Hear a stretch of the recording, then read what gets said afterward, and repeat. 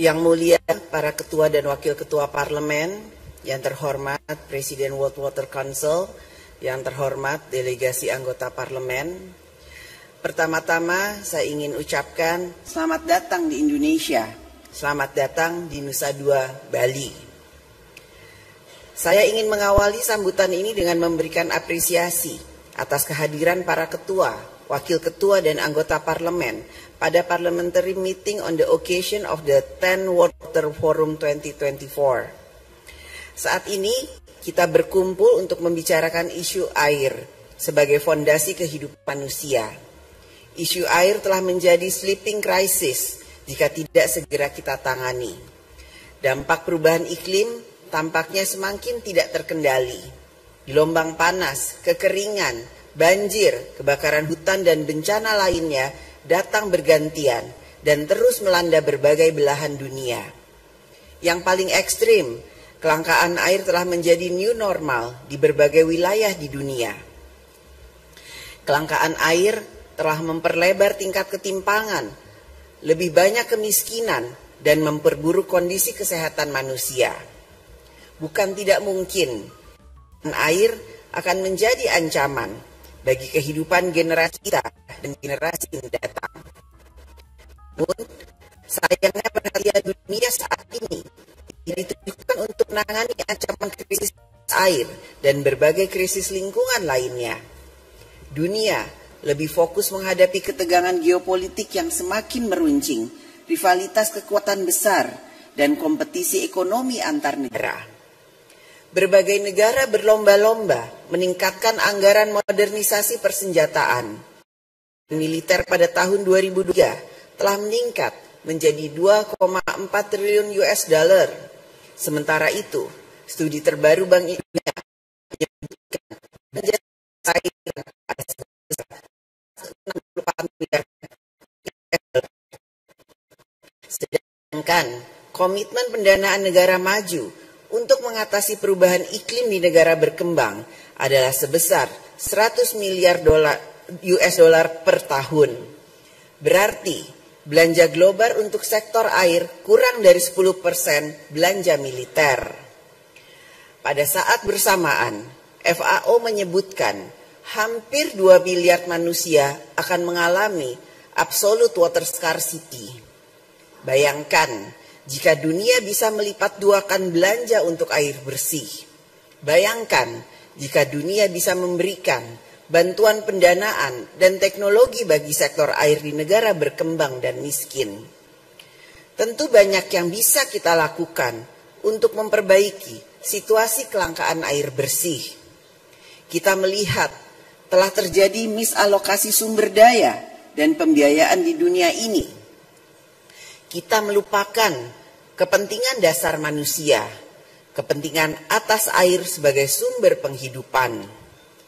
SDGs pada tahun 2030 tidak akan tercapai tanpa adanya kemajuan dalam mencapai SDGs 6 berupa akses terhadap air bersih dan sanitasi layak. Hadirin yang saya hormati, akses terhadap air bersih dan sanitasi merupakan hak asasi manusia dan merupakan bagian dari hak untuk memiliki penghidupan yang layak. Saya menghargai inisiatif World Water Council sejak tahun 1997 di Marrakesh telah membangkitkan kesadaran global untuk memastikan semua orang mendapatkan hak atas air. Untuk itu, pertemuan parlemen dalam rangka World Water Forum 2024 ini merupakan kesempatan berharga bagi parlemen untuk berkontribusi, memperkuat komitmen, dan menghasilkan langkah konkret bagi pemenuhan kebutuhan mendasar manusia.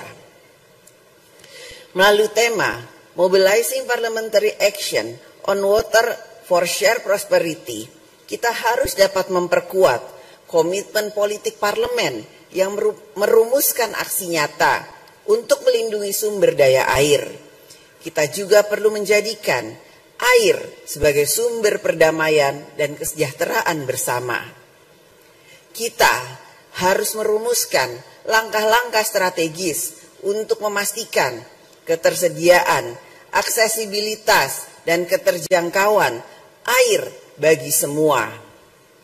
Untuk mengatasi isu air bersih, kita perlu membuat aksi konkret, baik di tingkat lokal maupun pada tingkat internasional. Pada tingkat lokal, kita harus menggunakan kearifan lokal dalam meningkatkan upaya konservasi dan tata kelola air. Di Bali, kita mengenal subak, suatu sistem pengairan khas masyarakat Bali yang menjunjung tinggi semangat gotong royong dan penghormatan terhadap alam. Di tingkat domestik, parlemen melalui fungsi anggaran, legislatif dan pengawasan dapat berperan besar dalam menegaskan pentingnya pengadaan air bersih bagi masyarakat. Pada tingkat internasional, kerjasama antar negara perlu diperkuat karena air juga merupakan isu lintas negara.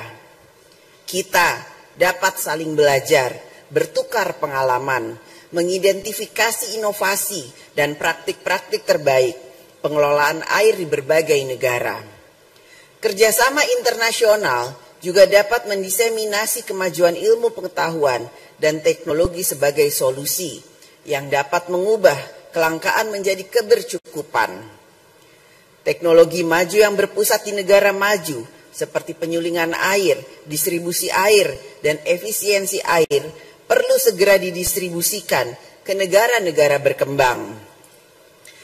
Masyarakat internasional termasuk parlemen harus membantu menjembatani proses alih teknologi ini. Selanjutnya, diplomasi parlemen juga perlu berperan dalam memperkuat hydrodiplomasi. Parlemen harus mendapat tempat pada arsitektur tata kelola air di tingkat internasional. Dinamika perkembangan di abad 21 menuntut adanya diplomasi yang lebih inklusif, termaksud dengan partisipasi parlemen yang lebih aktif dalam mencari berbagai solusi persoalan global, termaksud guna mengatasi kelangkaan air. Inilah saatnya diplomasi parlemen untuk lebih berperan dan berkontribusi.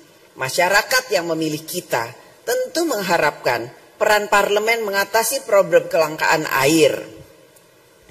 Akses terhadap air merupakan hak asasi manusia yang harus menjadi agenda politik kita bersama, baik di dalam negeri maupun di tingkat internasional. Dan kita harus memastikan agar pasokan air bersih bisa diakses dengan biaya terjangkau oleh semua rakyat tanpa terkecuali. Parlemen harus menjadi motor penggerak perubahan untuk menghadirkan air bersih bagi semua. Karenanya, mari kita bersama memperkuat komitmen untuk menyediakan air bersih bagi rakyat yang kita wakili.